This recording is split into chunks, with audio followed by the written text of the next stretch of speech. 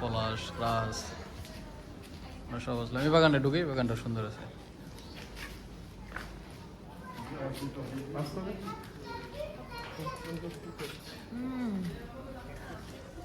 বুঝো কত রকমের ক্যাটরাস।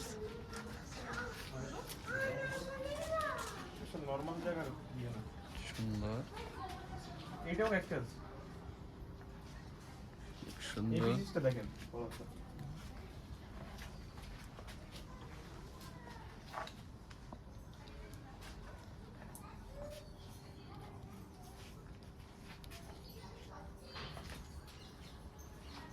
ওই একসাথে